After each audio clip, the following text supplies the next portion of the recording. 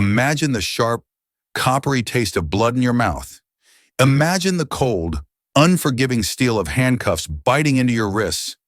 Now, imagine you are a federal prosecutor, a guardian of the law, and you have just been beaten, cuffed, and thrown in the back of a patrol car by the very system you swore an oath to uphold.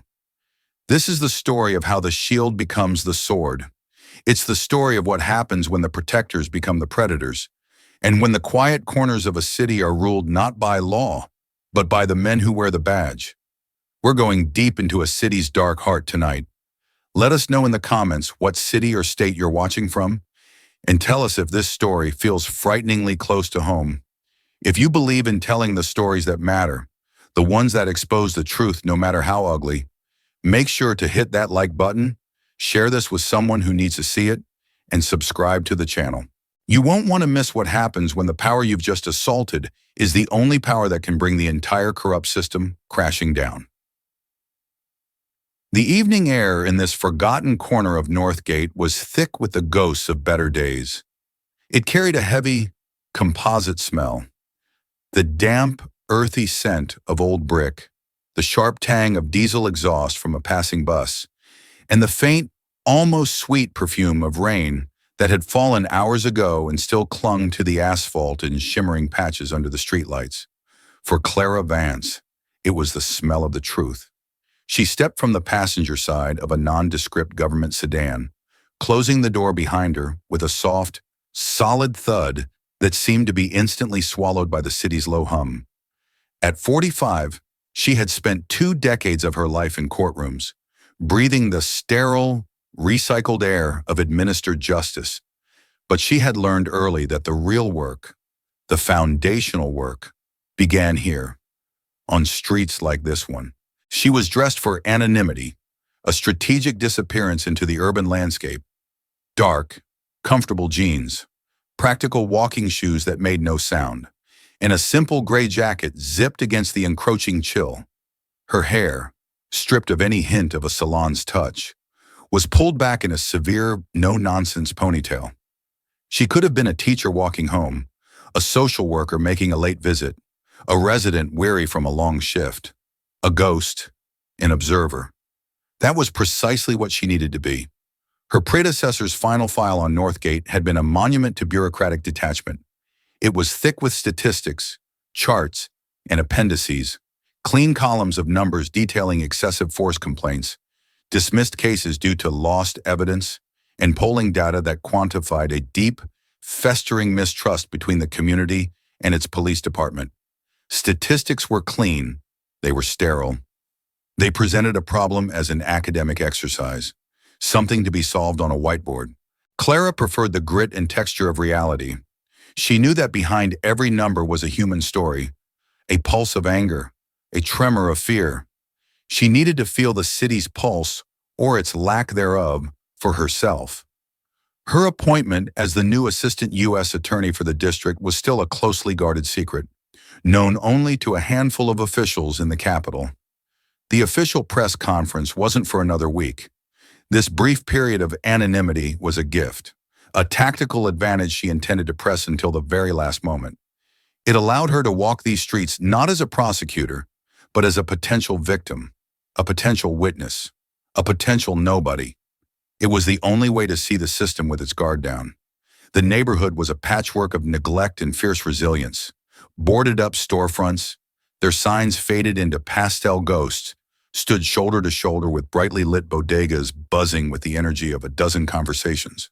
The low, rhythmic hum of Spanish and English spilled from open doorways, mingling with the sizzle of frying onions and the distant beat of a reggaeton song from a passing car.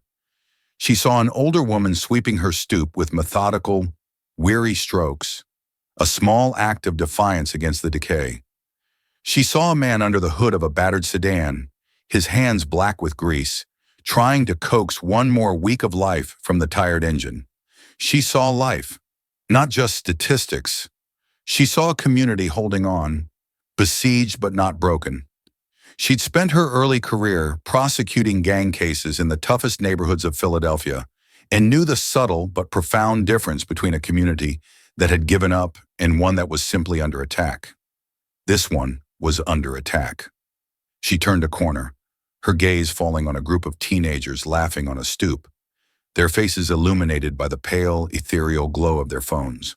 They looked up as she passed, their laughter momentarily ceasing, their eyes tracking her with a caution that was as instinctive as breathing. They weren't hostile, merely aware. It was in that moment, in their collective, silent assessment of her, a stranger, that the raw data from the file in her office synthesized into a chilling, human truth. She saw the way they watched the street, the casual, learned vigilance. It was the same look she'd seen in the eyes of kids in Kensington. A posture that wasn't aggressive, but defensive. A posture that men like the ones she would soon meet were trained to interpret as guilt. The architecture of the street was designed for neglect, but the community itself was a stubborn fortress of resilience. She had to understand which bricks were crumbling before she could start to rebuild. That final thought solidified into a cold, hard resolve. With the decision made, she turned onto a quieter side street, the ambient light and noise from the main avenue fading behind her.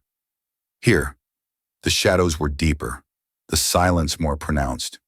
The handful of streetlights that worked flickered intermittently, casting long, dancing shadows that made the alleyways seem like gaping mouths. It was here, in this deeper isolation, that she felt a definitive shift in the atmosphere. It wasn't a sound at first, but a presence, a low, predatory rumble that grew steadily louder, resolving itself into the familiar, guttural growl of a V8 engine, a patrol car. It slowed as it approached her, its tires crunching softly over the loose gravel and broken glass on the shoulder of the road. Clara didn't break her stride. She kept her eyes forward, her posture relaxed, her breathing even. To look at the car would be an invitation, a sign of curiosity or concern that could be misread as complicity. To speed up would be an admission of something, guilt, or more dangerously, fear. She was guilty of nothing and feared little, but she was acutely aware of the delicate dance of power that was about to unfold, a tense choreography she had studied from the other side of the courtroom for 20 years. The car paced her for half a block, a predator studying its prey, its engine a low thrum in the quiet night. Finally, it swung sharply to the curb a dozen feet ahead of her, its front bumper cutting off her path with practiced finality. The doors opened with a heavy, metallic clunk, a sound that seemed to carry an inherent weight of authority. Two officers emerged. They were silhouettes at first, framed against the sudden, disorienting strobing of the blue and red lights they had just activated. The unnecessary display of force on an empty street was a classic tactic, designed to immediately establish dominance and disorient the target. As they approached, their features sharpened in the flashing lights. The lead officer was older, maybe early 50s, with a thick, powerful neck that strained against the collar of his uniform and a face that seemed set in a permanent sneer of discontent. His name tag, catching the light, read Miller, the younger one. Davis was leaner, with a restless, nervous energy about him. His movements were jerky, and his hand was already resting on the butt of his holstered sidearm, a gesture of premature escalation that spoke volumes about his training, or lack thereof. As Frank Miller approached, he stopped a few feet away, deliberately invading her personal space while maintaining just enough distance to seem professional. He let the silence hang, a tool to create unease, before he spoke. "Well now, a little late for birdwatching, aren't you, ma'am?" His voice was a gravelly baritone, carrying an unearned weight of command. "You seem a long way from the manicured lawns." The younger officer, Ryan Davis, took a half-step behind Miller, a clear support position. He shifted his weight from one foot to the other, his eyes darting from Clara to the dark alleyways and back again. "Just a routine patrol, ma'am," he added, his voice higher-pitched, attempting to sound official but only revealing his anxiety. "We've had some calls tonight. For your own safety, you understand." Clara stopped, maintaining a respectful but firm distance. She consciously kept her hands out of her pockets, open and visible at her sides. It was a small thing, a gesture of non-aggression she'd advised countless clients to adopt, a silent offering of peace in a situation primed for conflict. "Good evening, officers," she said, her voice meticulously neutral, betraying none of the cold analysis happening in her mind. "Is there a problem?" Miller's lips curled into something that wasn't quite a smile. It was a display of teeth, a primal gesture of dominance. "That's what we're trying to figure out." He let his gaze drift past her, into the darkness of the street she'd come from, as if he could see a crime scene she had just left. "We've had some reports of suspicious activity in the area. Drug deals, prostitution." He brought his eyes back to hers, letting the accusation hang in the air, seasoned with condescension. "That's the question of the hour," he continued, taking another slow step forward. "We got a bolo for a woman, about your height, your build, said she was making some unorthodox transactions." He savored the word unorthodox, his sneer deepening, twisting a neutral word into something dirty. "You wouldn't be feeling a little unorthodox tonight, would you?" The accusation was a tangible thing, a net thrown over her. She could feel its weight. "No, I don't know anything about that," Clara replied, her voice remaining perfectly even. She could feel her own heart rate, a steady, calm rhythm against her ribs. She'd faced down murderers in the witness box, men whose rage was a palpable force. This was no different. It was a chess match, and she would not let him control the board. "I'm just out for a walk, enjoying the evening air." "Enjoying the evening," Miller mimicked, his tone mocking. He shot a look over his shoulder at his partner. Davis, eager to please, offered a faint, sycophantic smirk in return. "Not a lot to enjoy around here," Miller said, turning his attention back to Clara. His eyes dropped from her face, beginning a slow, deliberate inventory. "Unless you're looking for a specific kind of trouble, or selling it." He was profiling her, not just as a suspect, but as a type. The questions weren't for gathering information. They were for confirming a pre-written narrative in his head. In his world, a woman walking alone in this neighborhood at this time of night fit into one of a few sorted categories, and none of them were citizen. He was sorting through his mental Rolodex of degenerates to find the right label for her.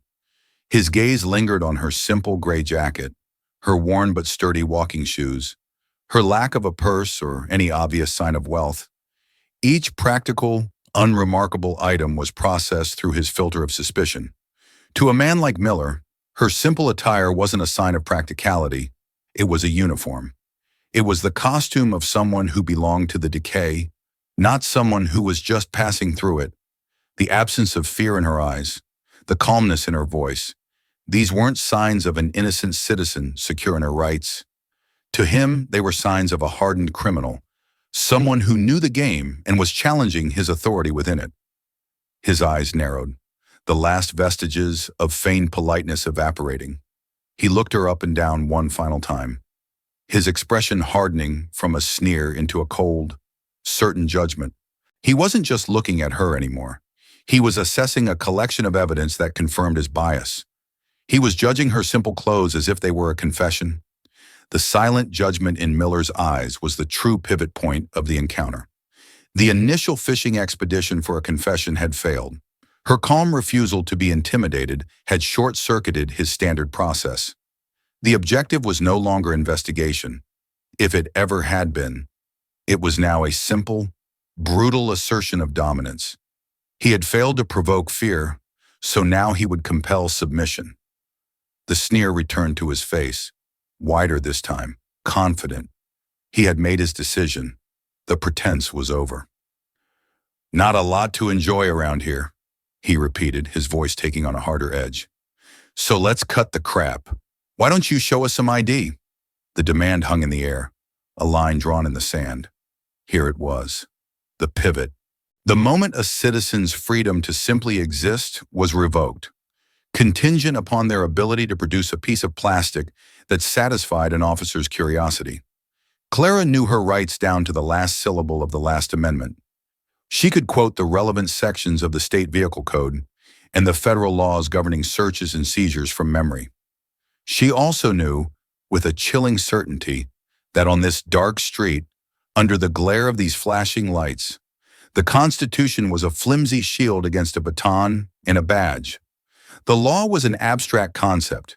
The man in front of her was a physical reality, yet she held her ground, her posture unwavering. "Am I being detained, officer?" she asked, her tone still meticulously neutral, a surgeon's scalpel of a question. "Or am I free to go?" The calm, legal precision of it, the refusal to engage with his narrative of suspicion, seemed to flick a switch deep inside Miller. He and Davis exchanged a quick, sharp look. Miller's was a flash of pure annoyance, a decision solidifying. Davis's was a flicker of apprehension, the nervous energy in him spiking as he recognized the shift in the encounter. He had seen this look in his partner's eyes before, and it never ended with a simple warning. Miller turned his head slightly toward his partner, but he pitched his voice loud enough for Clara to hear every condescending syllable. "See? This is what I'm talking about. A dozen real dirtbags out here, and we get the one with a law degree from TV University." The thin veneer of professional courtesy dissolved completely, burned away by raw, undisguised hostility. His eyes, which had been dismissive, now narrowed into angry slits. He took a single, deliberate step closer, crowding her, using his physical presence as a form of intimidation. The air crackled with a new and dangerous energy. "You're being detained because I said you're being detained," he snarled, the gravel in his voice now a low growl. The words were a naked claim of absolute power, a confession of his entire worldview. The law wasn't a set of rules he followed. It was a cloak he wore. "We're conducting an investigation. Now, I'm not going to ask you again. Let's see some ID." The threat was no longer veiled. It was a promise.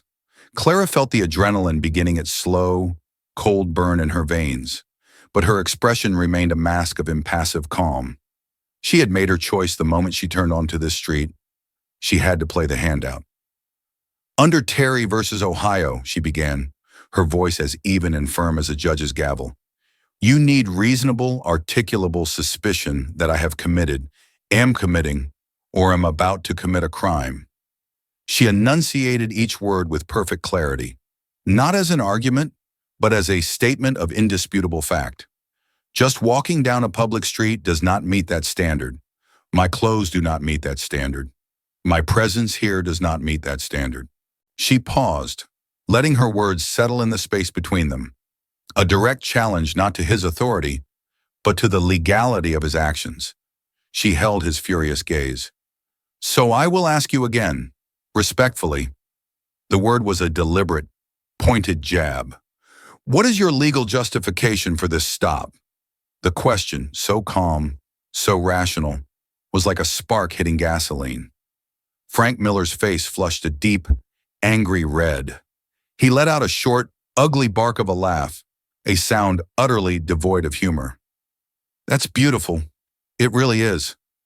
His voice was low, seething with contempt. "You can file a brief with the city from the back of my car." He took another half step, so close now she could smell the stale coffee on his breath. "You want to talk about the law? You want to articulate something? Out here, the only thing you need to articulate is some respect." He tapped his own chest with a thick finger. "Respect for the badge, respect for the situation you're in. You're failing that test." The silence that followed his words was heavy and absolute. For a long moment, the only sounds were the hum of the patrol car's engine and the distant, lonely wail of a siren miles away. It was a silence stretched taut, a cord of tension pulled to its breaking point. Davis shifted his weight, his eyes darting from Clara to his partner. He looked uncertain, a boy playing a man's game who suddenly realized the rules had been thrown out, the board about to be flipped. But Miller didn't flinch. His rage seemed to solidify, turning from a hot, flushing red to a cold, hard certainty in his eyes. Clara registered it all. She saw his citation of respect as the final, desperate justification of a bully.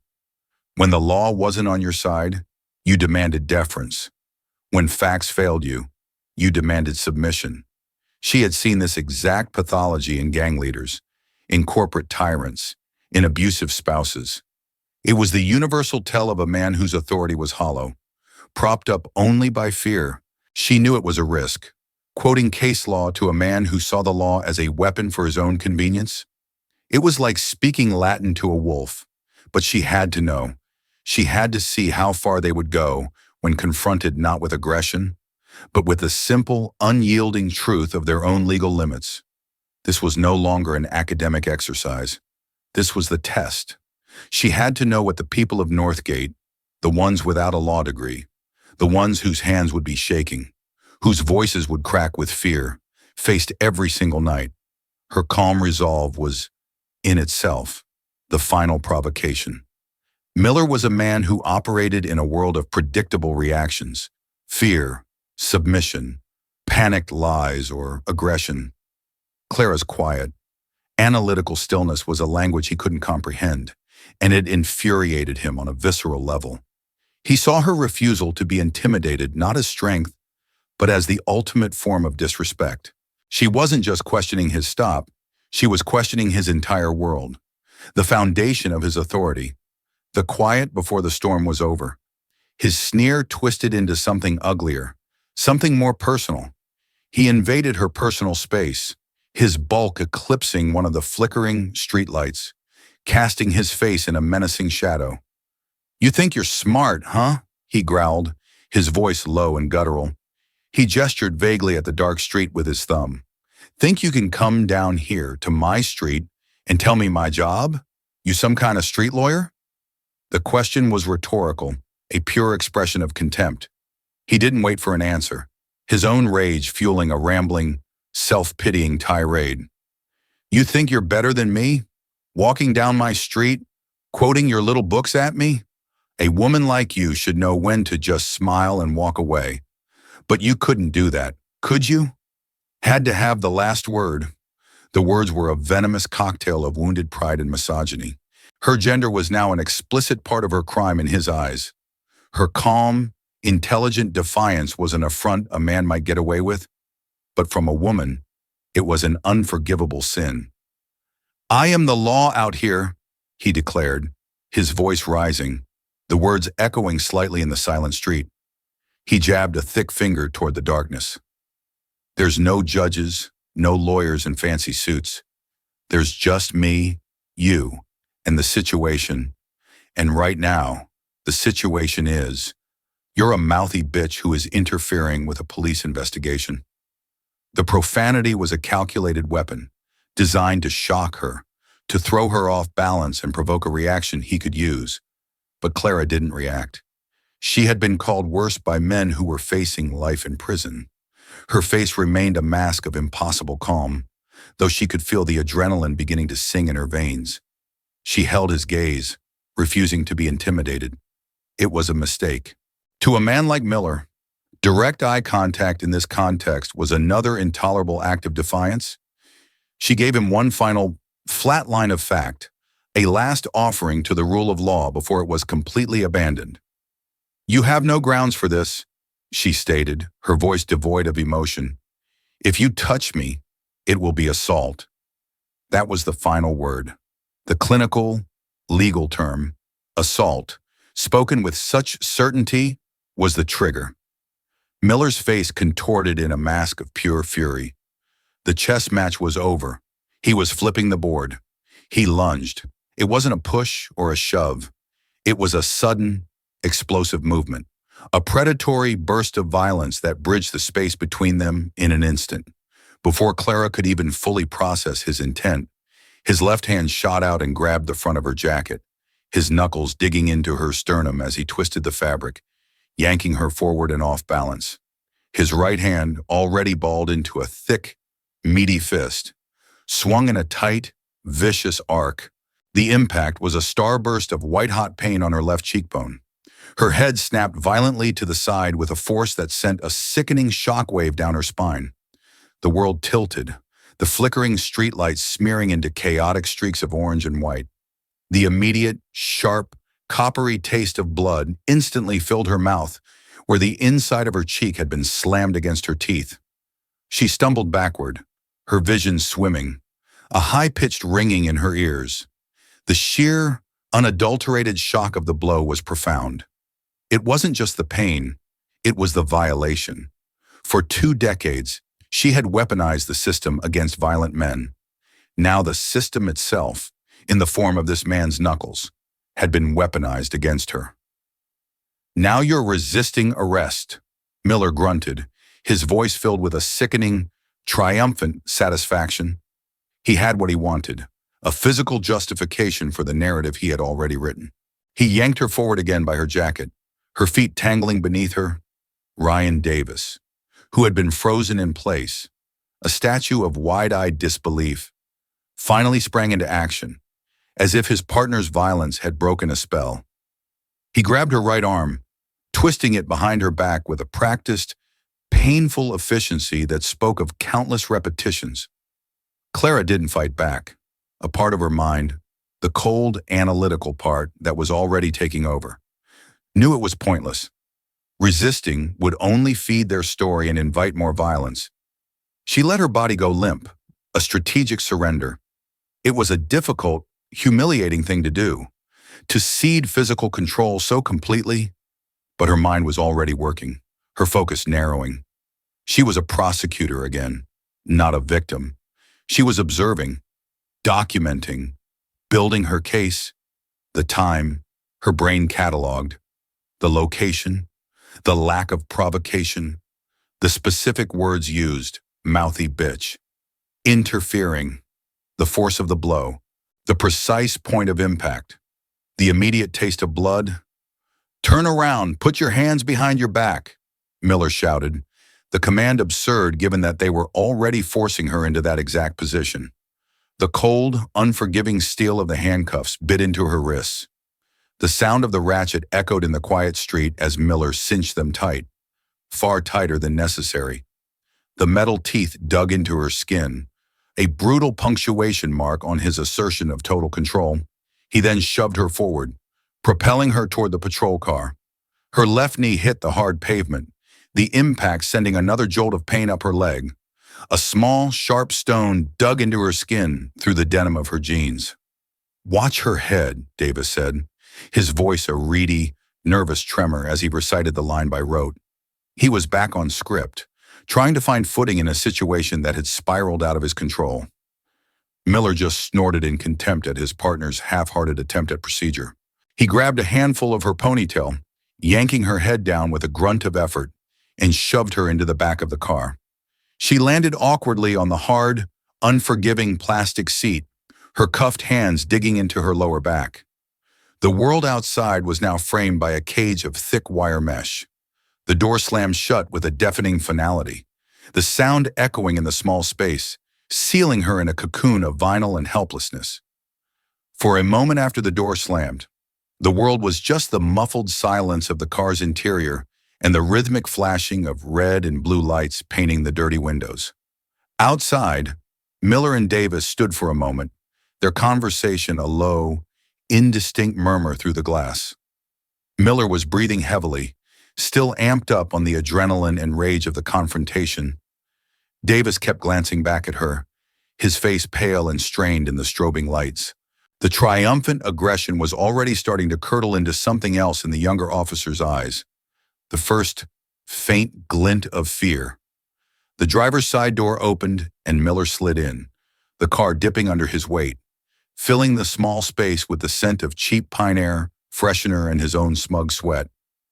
Davis got in the passenger side. The car pulled away from the curb, leaving the quiet, dark street behind. The ride to the precinct was a study in contrast.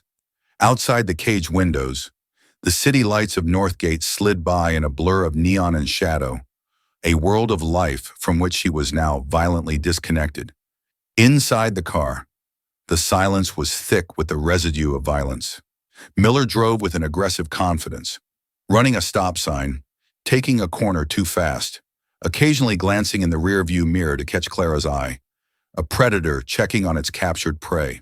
Davis sat rigidly in the passenger seat, staring straight ahead. His hands clasped so tightly in his lap that his knuckles were white. The bravado he'd shown on the street had completely evaporated, replaced by a tense, worried stillness. He hadn't said a word. Clara remained perfectly still on the hard plastic seat, a statue of forced composure. Every bump and turn of the road sent a fresh throb of pain through her bruised cheek and jaw. The handcuffs were a circle of cold fire around her wrists, the over-tightened steel grinding against bone with every movement. She pushed the physical discomfort to a corner of her mind, walling it off. Her focus was absolute. The pain was a grounding reality, a focal point in the chaos, but it was not her master. Her mind, disciplined by years of trial preparation, had already shifted. She was no longer a victim being transported. She was a prosecutor, observing, gathering, building her case. She noted the route they took, memorizing the street names, industrial avenues lined with shuttered warehouses, giving way to tired residential blocks. She listened to the call signs she could hear crackling intermittently on the radio, deciphering the clipped, coded language. She noted the time on the dashboard clock, 11:17 p.m. She cataloged the casual way Miller ran the stop sign at the corner of 4th and Elm. She burned the image of Davis's white-knuckled hands into her memory. Every detail was a brick in the wall of facts she was constructing around them, a wall they didn't even know existed. They pulled into the sallyport of the precinct, the massive garage door rumbling down behind them with a grim finality, sealing them in a concrete tomb. The air here was cool and smelled of old concrete and car exhaust. Miller got out and opened her door with a rough yank, the contempt still rolling off him in waves. "All right, let's go. Welcome to the Gray Bar Hotel," he sneered, using the tired old cliché with a sense of genuine satisfaction. He grabbed her by the upper arm, his fingers digging in, and hauled her out of the car. She stumbled, her legs stiff from the awkward position. He didn't remove the cuffs. He propelled her forward through a set of heavy steel doors and into the main booking area. The change in atmosphere was immediate and suffocating. The air was stale, thick with the intermingled smells of old paper files, industrial-strength disinfectant that failed to mask an underlying scent of sweat, and a faint, metallic odor of human misery. The lighting was a harsh, buzzing fluorescent that bleached all the color from the room, making the scuffed linoleum floors and pale, institutional green walls look even more depressing. A beefy, bored-looking desk sergeant with a drooping mustache glanced up from his computer as they entered, his expression one of complete, soul-crushing indifference. A couple of other officers milled about, one drinking coffee from a stained mug, another filling out paperwork with slow, methodical movements. They all looked at her, their eyes automatically drawn to the swelling, purplish bruise that was now blossoming on her left cheek. There were no gasps of shock, no flicker of concern, not even idle curiosity. Her injury was as unremarkable to them as her gray jacket. It was a common sight here, a standard feature of the human refuse washed in by the nightly tide.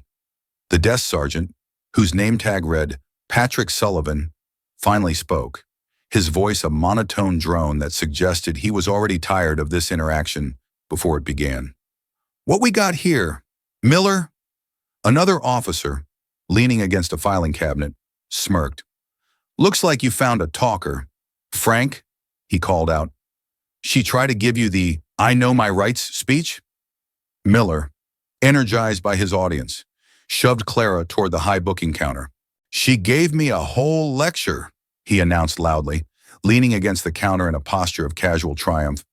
"Should have charged her for the legal advice." He was posturing, performing the ritual for his peers, reinforcing the narrative that made him the hero and her the villain. To them, she wasn't a person who had just been assaulted on a dark street. She wasn't a citizen whose rights had been violated. She was paperwork. She was a disruption. She was a story Miller would tell, a story they would all laugh about later. Her silence, her refusal to engage, seemed to unnerve them more than any protestation could. She simply met the desk sergeant's gaze and held it, her expression unreadable. Sullivan's eyes flicked from her face to the bruise and back again. He chuckled, a dry, humorless sound, like stones rattling in a tin can. Resisted, huh? Looks like she found out that's a bad idea. The other cops offered faint, complicit smirks. It was a closed loop, a self-justifying worldview where their actions were always necessary and the people they brought in were always guilty of something, if only of provoking them. Another resisting, Sullivan said to no one in particular, his fingers returning to his keyboard with a sigh of profound boredom. That's the trifecta for tonight. He finally looked at Miller. Write it up, Miller. Obstructing, resisting, the usual song and dance. Let's get her processed so I can finish my crossword. The finality of Sullivan's dismissal hung in the stale air, a clear directive for Miller to create the official narrative. It was time for the performance to be codified, for the lies to be entered into the system as facts. Miller puffed out his chest slightly, relishing the role of storyteller. He was not just filing a report, he was cementing his version of reality, a version where he was the vigilant protector of order and she was the chaotic element he had bravely subdued. He spoke loudly, his voice echoing in the tiled room, ensuring everyone present could bear witness to his version of events. Observed a Jane Doe, approximately 45 years of age, casing a known drug trafficking area on foot. Subject appeared nervous upon approach. He delivered the lines with a practiced, almost bored ease, as if reading from a script he had memorized long ago. Became belligerent when questioned, refused to identify herself. When advised she was being detained for investigation, subject resisted arrest, necessitating the use of minimal physical force to subdue and effect the arrest. The neat little package of lies fit perfectly into the contours of their world. The desk sergeant chuckled without looking up from his computer, a dry, humorless sound. The other officers smirked their approval, reinforcing the culture of absolute justification. In their shared narrative, they were always the heroes, and the people they brought in were always guilty of something. Sullivan gestured vaguely toward Clara with a pen. All right, put her in holding cell 1. We'll process her when we get a minute. Empty her pockets first. Let's see what she's got on her. This was the moment. The countdown Clara had been running in her head was about to reach 0. Miller, still basking in the glow of his performance, was too busy enjoying the moment to perform the menial task himself. He nodded at his partner. You heard him. Toss her. Ryan Davis, who had been hovering near the door like a nervous ghost, finally had to move. He approached her hesitantly, his eyes carefully avoiding hers, focusing instead on her jacket pockets. Ma'am, he began, his voice quiet, almost an apology. I need to get your property for inventory. Clara slowly turned her head, the movement sending a fresh jolt of pain through her bruised cheek. My purse, she said, her voice raspy but steady, the first words she had spoken since being put in the car. It's in the front seat of your vehicle. Davis flinched slightly at the sound of her voice, then gave a curt nod and quickly retreated back out to the sallyport, seemingly grateful for the momentary escape. He returned a moment later, holding her plain leather purse by its strap as if it might bite him. He placed it gently on the counter. Sullivan gestured impatiently with his pen again, his boredom reaching its peak. Well, open it. Find an ID so we can run her prints and see what warrants she's got. With unsteady hands, Davis fumbled with the clasp on the purse. He pulled out her small, worn wallet. It was made of good leather, a simple, functional object. He opened it, his fingers sifting through the card slots. He bypassed the few credit cards, the $20 bill tucked in the cash fold. He was looking for a driver's license, a state ID, the standard identification of a civilian. And then he found it. It wasn't a driver's license. It was thicker, more substantial, a heavy card laminated in hard plastic. Under the harsh fluorescent lights, a gold seal embedded in its center seemed to catch and hold the light, shining with an authority that was utterly alien to this room. He pulled it out. He stared at it. His face, which had been pale with nervous energy, went completely ashen. It was as if all the blood had drained from his head in a single, sickening rush. He looked from the ID card to her bruised and swollen face, then back to the ID card, his brain struggling to connect two completely irreconcilable realities. His mouth opened, but no sound came out. The silence in the room stretched, punctuated only by the incessant, indifferent buzz of the fluorescent lights overhead. Davis's frozen state was a magnet, pulling every eye in the room toward him. Miller, annoyed at the delay in the booking process, broke the silence. "What is it, kid?" he snapped, his voice laced with impatience. "She a wanted felon? Did we hit the jackpot?" When Davis still couldn't speak, just holding the ID out with a trembling hand, Sergeant Sullivan's patience finally evaporated. "Give me that," he grumbled, snatching the ID card from Davis's nerveless fingers. He held it under the harsh light, squinting at the small text. He read the name first, his lips moving silently. Clara Vance. Then his eyes moved to the line of text underneath the photograph. The official title, his expression, which had been one of supreme boredom, didn't just change. It shattered. The smug, weary disinterest melted away, replaced by a wave of pure, unadulterated horror that seemed to wash all the color from his face. His jaw went slack. The ID slipped from his suddenly numb fingers and clattered onto the booking counter, landing face up. Miller, irritated by the theatrical display, leaned over to look. "What the hell is wrong with you two?" he started to say, but the words died in his throat. His eyes fell on the ID. He saw the eagle, the scales of justice. He saw the heavy, embossed gold seal of the United States Department of Justice, and then he read the title, Assistant United States Attorney. The entire boisterous, arrogant energy drained out of Frank Miller in an instant, as if a plug had been pulled at the base of his spine. The room, which had been filled with the low murmur of conversation, fell into a terrifying, dead silence. The world had stopped. This was no longer just an absence of noise. It was a physical presence, a heavy, suffocating blanket that pressed down on every person in the room. The other two officers, who had been smirking moments before, suddenly found the scuffed linoleum floor fascinating. Their eyes locked downward, wishing they could become invisible. Davis, who was shaking in fine, uncontrollable tremors, had backed away from the counter, his hands held up slightly as if to ward off an evil spirit. He was young enough to still have a career to lose, a future to fear for, and he could see that future turning to ash right before his eyes.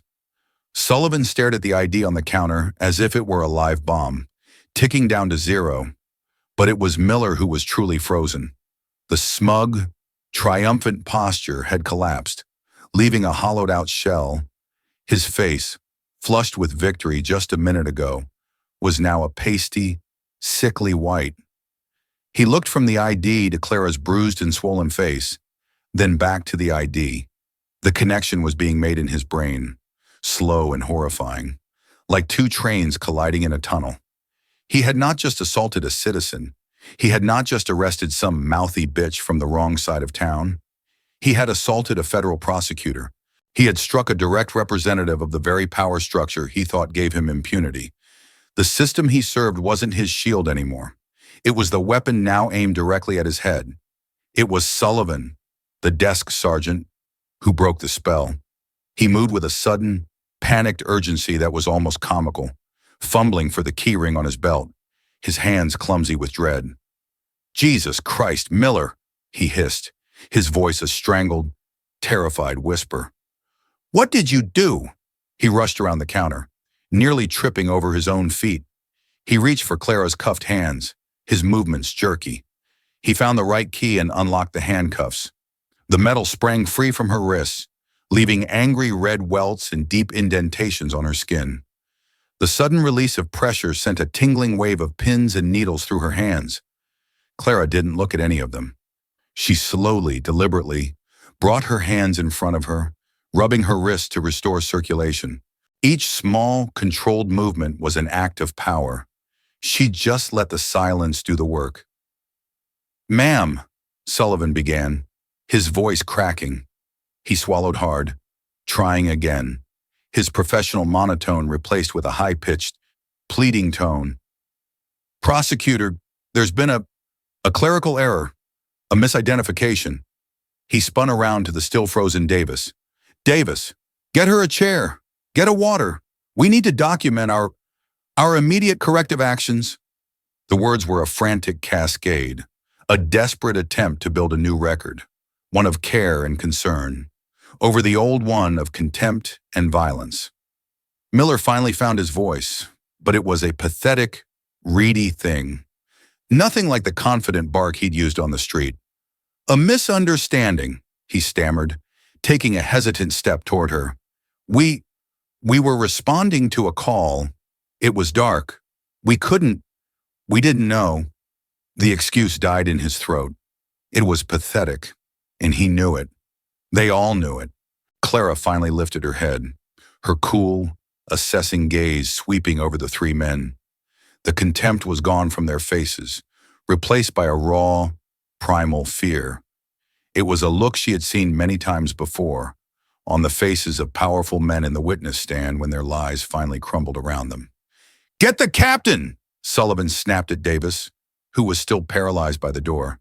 His fear of Sullivan finally overrode his fear of the situation. "Now, go!" Davis scrambled out of the room as if fleeing a fire, his footsteps echoing down the empty hall. The precinct captain, a man named Richard Walsh, arrived moments later. He was a portly man in a slightly too small white shirt, his face flushed and his eyes wide with a panic that was already well developed. Davis must have given him a frantic, terrified summary. Walsh took one look at Clara's face, one look at the Department of Justice ID still lying on the counter, and one look at Miller's crumbling expression, and the full scope of the disaster crashed down on him. "Oh my God," he breathed. He walked directly to Clara, his expression a mixture of pure horror and frantic deference. "Ma'am, Prosecutor Vance, I am Captain Walsh. On behalf of the entire Northgate Police Department, I am so profoundly sorry." He turned on Miller, his voice dropping to a low, furious growl. "Miller, Davis, my office. Now!" He then turned back to Clara, his hands held up in a placating gesture. "Ma'am, please, let's get you somewhere more comfortable. My office. Can we get you a medic? Ice for your face? Anything?" The offers were a desperate cascade of damage control. "Prosecutor Vance," he tried again, his voice cracking. "I cannot overstate the severity of this deviation from protocol. The actions of these officers are under immediate and full review. I assure you, our department has a robust internal affairs mechanism designed for precisely this kind of operational failure." Clara listened to the captain's frantic cascade of offers. They weren't for her benefit. They were for his. They were attempts to manage her, to move her from this public space into a private one where the situation could be contained. The phrase operational failure echoed in her mind, a sterile, bloodless term for a punch in the face. It was the language of liability, not morality. The power in the room, which had seismically shifted to her the moment her ID was revealed, now fully consolidated within her. The time for panic on their side was over. The time for directives had begun. She took a slow, deliberate breath, the stale air of the precinct feeling different now, charged with her own authority. The throbbing in her cheek was a dull, constant ache, a physical reminder of the stakes. She finally spoke, and her voice, though quiet, cut through Captain Walsh's panicked offers like a shard of glass. "No, Captain," she said. The simple words stopped him mid-sentence. The room, which had been filled with his frantic pleading, fell silent again. This silence was different. It was not the silence of shock, but of absolute, terrified deference. Every eye was on her, waiting. "I don't want a medic," she continued, her voice flat and cold, devoid of any emotion except a steely resolve. "I don't want ice." Her rejection of their attempts to treat her physical injury was a clear signal. She was not the victim here. She was the prosecutor. With a steady hand that betrayed none of the adrenaline coursing through her, she reached out and picked up her Department of Justice ID from the counter. Her movements were slow, precise, and deliberate. She slid it back into its slot in her wallet without a second glance. Then, she picked up her purse. These simple acts of reclaiming her property were a profound statement, a quiet reversal of the violation she had just endured. The officers watched her every move as if she were disarming a bomb. "What I want," she continued, her gaze sweeping over the terrified face of Captain Walsh, then lingering for a heart-stopping moment on the broken man who was Officer Frank Miller, "is a copy of the incident report you're about to write. The one Officer Miller was fabricating before he was interrupted." She let that sink in before delivering her next command. "I want the names and badge numbers of every officer on duty in this precinct tonight." Her eyes scanned the other officers in the room, who flinched as her gaze passed over them. "I want access to all security and body camera footage from this precinct and from Patrol Car 743, from the moment of the initial stop to the present." She paused again, the weight of her demands settling over the room like a shroud. This wasn't a request. It was an order, delivered with the full and unspoken weight of the United States federal government. "And I want it all on my desk," she concluded, "by 8 The captain's face had gone from flushed with panic to pale with dawning comprehension. This wasn't a civil suit to be settled out of court. This wasn't a personnel issue that could be handled with a suspension. This was a federal investigation, and it was beginning now. Clara looked directly at him, her voice dropping to an icy, unforgettable whisper. "You're right, Captain. This is unacceptable." Then she turned, not toward his office, but toward the front door of the precinct, the one that led back out into the night. The assembled officers, Miller and Davis included, instinctively parted for her like the Red Sea, their fear a palpable wave that pushed them back against the walls. She walked with a steady, measured stride, her head held high, the purple bruise on her cheek a declaration of war. She didn't look back. She didn't need to. The silence she left behind was louder than any scream. It was the sound of careers ending. It was the sound of a reckoning that had just begun. The night air she stepped back into felt no different than it had an hour before. But Clara Vance was not the same woman who had walked into it. Her quiet, anonymous arrival in Northgate, a mission of observation, had just become the single most explosive event in the state's recent political history. The shock waves from the booking room of the precinct were already beginning to radiate outward, silent and invisible, destined to crack the foundations of power across the city and beyond. The reckoning had begun, but its first phase would not be fought by her. It would be a frantic, panicked war of damage control waged by the very system she now targeted. The days that followed were a blur of frantic activity. By 7 the next morning, a pale and exhausted Captain Walsh had hand-delivered the requested files, body camera footage, security tapes, personnel files, to her temporary office in the federal building. His face was etched with sleepless anxiety, his hands trembling slightly as he placed the heavy document box on her desk. Byron Alhurin, worm.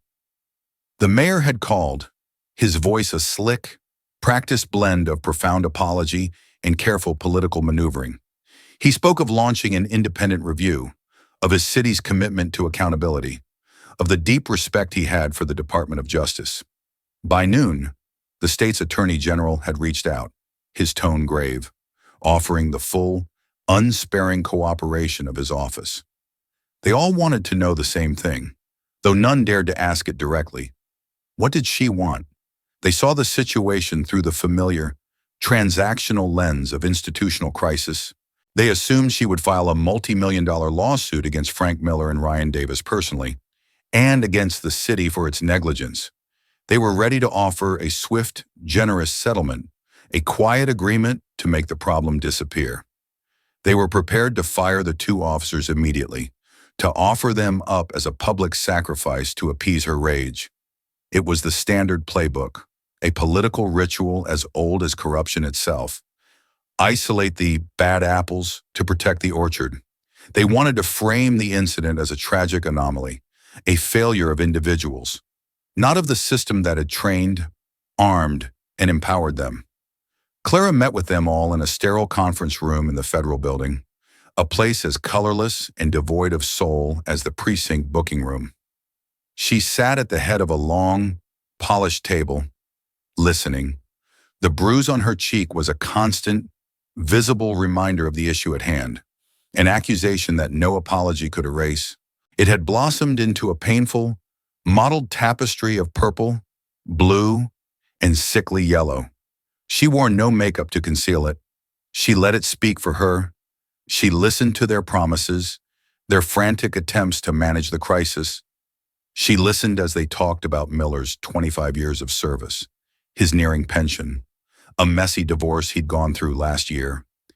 They were trying to humanize him, to reduce a systemic failure to a personal failing, a single bad night for an otherwise decent cop. She said very little in those meetings. She just listened, her mind a cold, analytical engine, processing their words, their fears, their transparent strategies. The pain in her face had subsided to a dull, constant ache, a physical anchor to the events of that night. But it was another pain, an older and deeper one, that was guiding her decision. On the third night, sitting alone in her quiet, sterile apartment, the city lights of Northgate glittering below. She opened a file on her laptop.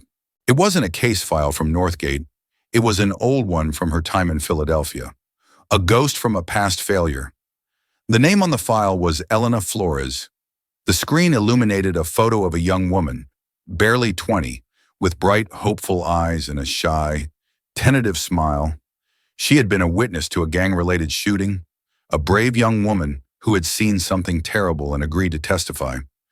2 weeks before the trial, she was pulled over by 2 beat cops for a broken taillight.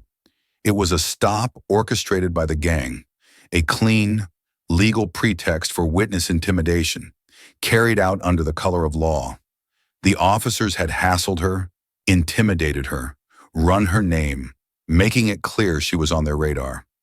Clara remembered the meeting vividly. It had been in an office much like the one she'd spent the last 2 days in, only smaller, dingier. A younger, more idealistic version of herself had sat opposite a weary, cynical internal affairs detective, the thin file for Elena's complaint between them. They ran her name for a broken taillight, a younger Clara had argued, her voice tight with frustration. 2 weeks before she was set to testify against a narcotics trafficker. You can't possibly see that as a coincidence. The detective had leaned back, steepling his fingers, his face a mask of practiced indifference. Counselor, I see a traffic stop.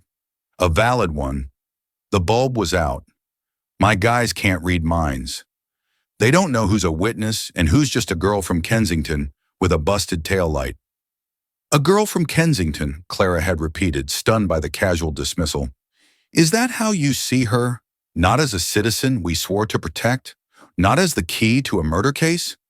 The detective had sighed, the sound of a man for whom the system's failures were no longer surprising. He closed the file, the case officially closed. She recanted, nothing happened. The stop was clean. My guys did their job. It's a tough neighborhood. Sometimes things just fall apart. You'll learn that. Elena Flores, terrified and believing the police were on the gang side, had indeed recanted her testimony. The murderer walked free. 6 months later, Elena was found dead of a heroin overdose that her family swore was a hot shot, a deliberate execution disguised as an addict's sad end. Clara had fought for Elena, but Elena Flores was not a federal prosecutor. She was a waitress from Kensington with no power, no title, no one to make the system afraid. The department cleared the officers. The system had closed ranks to protect its own, and Elena was forgotten. Another piece of collateral damage in a war she hadn't signed up for. Clara had never forgotten. The failure to get justice for Elena was a cold, hard stone in her gut, a failure that had shaped the prosecutor she had become. She looked from Elena's smiling face on the screen to her own reflection in the dark glass of the window. She saw the ugly bruise on her cheek, a mirror image of the unseen bruises the system had inflicted on Elena. In that moment, she understood with chilling clarity the choice before her. She could destroy Frank Miller and Ryan Davis. She could take their homes, their pensions, their futures. It would be easy. It would be satisfying on a primal, visceral level.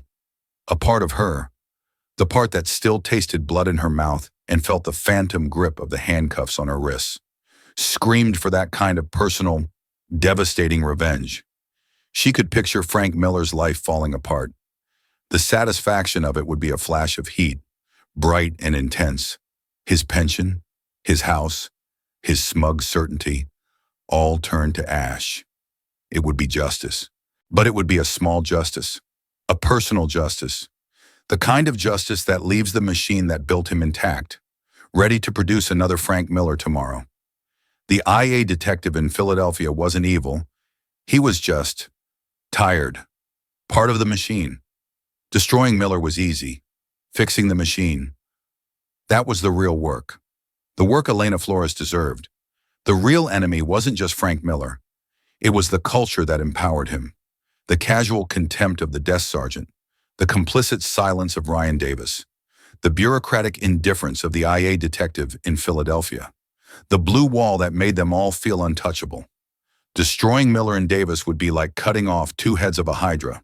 Two more would grow in their place, nurtured by the same poison soil. Her path became clear, not as a choice, but as an obligation. The universe, in its own brutal, ironic way, had handed her the perfect weapon. It had given her a wound. It had made her, for one night, into Elena Flores. But unlike Elena, she had survived with the power to fight back on a scale she had never imagined. She would not use this power for herself. She would use it for all the others, the ones who were never believed, the ones whose bruises were never seen by mayors and attorneys general. She closed the laptop, plunging the room into darkness save for the city lights below. The quiet hum of the city outside seemed to her like a call to arms. The decision settled within her, not with a sense of peace, but with a feeling of immense, steel-hard resolve. She would not be a plaintiff in a civil suit. She would be a prosecutor in a war for the soul of the state's justice system. Her own case, the assault against her, would not be the end. It would be the beginning. It would be Exhibit A in her declaration of war on the system. The press conference scheduled for the following Monday was no longer just a professional introduction. It had become the most anticipated political event in the state. The ballroom at the Grand Hotel was packed to capacity. Every major news outlet had a camera crew jostling for position, their long lenses aimed at the empty podium like cannons. In the front rows sat the state's most powerful figures: the governor, the attorney general, the mayor of Northgate, police chiefs from a dozen jurisdictions, and a collection of stone-faced state senators and representatives. The air was thick with nervous anticipation and the low hum of hundreds of whispered conversations. They had all come for the show, waiting to see how the fire would be put out, or if she intended to let it burn the whole house down. When Clara Vance walked onto the stage, a hush fell over the room. She wore a simple, professional dark blue suit, severe and sharp. Her hair was pulled back neatly. She wore no makeup. The bruise on her left cheek, though fading, was still a shocking testament against her pale skin, a stark, undeniable focal point in the sea of bright television lights. She walked to the podium not with the tentative steps of a victim, but with the measured, confident stride of a commander taking the field. She adjusted the microphone, her calm gaze sweeping across the powerful faces in the front row, lingering for just a moment on the pale, sweating face of Northgate Police Chief Richard Walsh, before looking directly into the bank of cameras at the back of the room, as if speaking to every citizen in their living room. "Good morning," she began, her voice clear and strong, amplified throughout the cavernous room. "My name is Clara Vance. 1 week ago, I was appointed by the Department of Justice to serve as an assistant United States attorney for this district.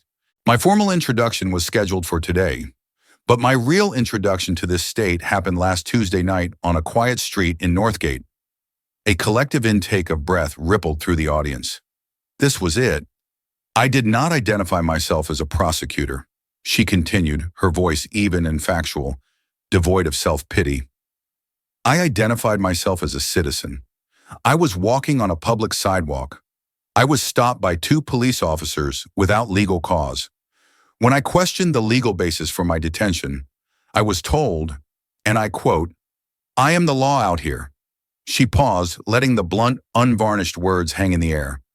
I was then punched in the face, handcuffed, and arrested for resisting.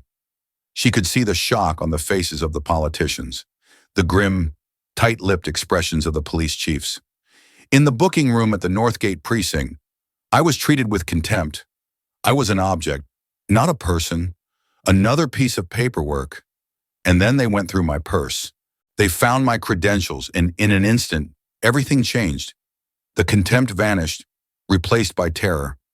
The men who had assaulted me began to plead for their jobs. The captain who oversees them promised a thorough investigation. The city's leaders offered apologies and restitution. She leaned forward slightly, her eyes locking onto the cameras with piercing intensity. They were terrified because of my title, not because of their actions. And that is the heart of the disease we are here to fight. My experience was not an anomaly. It was a demonstration. The only thing that made my story different from the countless others who suffer abuse under the color of law is the piece of plastic I carry in my wallet. My title did not protect me from the abuse. It only guaranteed that the abuse would be seen. She straightened up, her voice ringing with a new and powerful authority. Justice cannot be a privilege reserved for the powerful. It must be a right guaranteed to all. The trust between our communities and law enforcement is shattered not because of a few bad apples, but because of a system that too often protects the barrel from scrutiny. Therefore, today I am not here to announce a lawsuit. I am not seeking personal vengeance. I am here to announce the formation of a new civil rights division within the U.S. Attorney's Office for this district, effective immediately. We are launching a full-scale pattern or practice investigation into the Northgate Police Department. We will examine every complaint, every incident report, every stop, every arrest. We will seek out the truth, and we will hold power accountable. Her gaze found the good officers she knew were in the room, the ones who did their job with honor. And to the many good officers in this state, the ones who wear the badge with honor, I say this: the blue wall of silence is not your shield. It is your cage. It traps you with the dishonorable. It makes you complicit in their crimes. It tarnishes your integrity. Today, we are not tearing that wall down. We are opening a door in it, a door for the truth, and we expect you to walk through it with us. She looked down at her notes for the first time, then back up, her expression hardening. As for the two officers who introduced me to the state of justice in Northgate, they have already been stripped of their badges, and my office, in conjunction with the state attorney general, has filed criminal charges against them this morning. They will face a jury of their peers, just like any other citizen accused of a violent crime. In the back of a small, shabby apartment across town, former officers Frank Miller and Ryan Davis watched the broadcast on an old television. When they heard the words criminal charges, Miller, the 25-year veteran, let out a choked sob and buried his face in his hands. His world had ended. The trial of former officers Miller and Davis was swift. The evidence, Clara's calm, factual testimony, the body camera footage that Miller had conveniently forgotten to turn off, the panicked testimony of Captain Walsh, was overwhelming. Their defense, that it was a justifiable mistake in a high-crime area, crumbled under the cold weight of the prosecution's case. They were found guilty of assault under color of law and deprivation of rights. The judge sentenced them to 2 years in federal prison, a sentence that sent a shockwave of accountability through every precinct in the state. Clara Vance's pattern or practice investigation into the Northgate PD became a model for the nation. It was a long, arduous, and often ugly process. It unearthed years of corruption, casual brutality, and systemic rot that had been allowed to fester in the dark. But it also led to a landmark consent decree, a federally enforced agreement that forced radical, top-to-bottom reform, new, stricter use of force policies, a civilian oversight board with real power, and mandatory de-escalation training for every officer. Change did not come overnight. It was a slow, grinding battle fought in courtrooms, in community centers, and on the streets. But for the first time in a generation, the people of Northgate began to feel a glimmer of hope. They saw a system not just protecting itself, but attempting, haltingly, to heal itself. Clara Vance never spoke publicly about the assault again. She didn't have to. The bruise faded from her skin, but its legacy was now etched into the state's legal code and the consciousness of its citizens. She had taken a moment of personal violation and transformed it into a movement for public justice. She had shown that the most powerful response to an abuse of power is not revenge, but the relentless, unwavering pursuit of a more perfect union, where a badge is a symbol of protection for all, not a license for the powerful to prey on the vulnerable.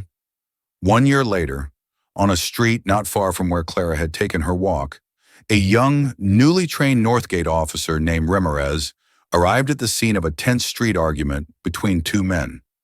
The old playbook would have been to rush in, assert dominance, perhaps put hands on someone to show control.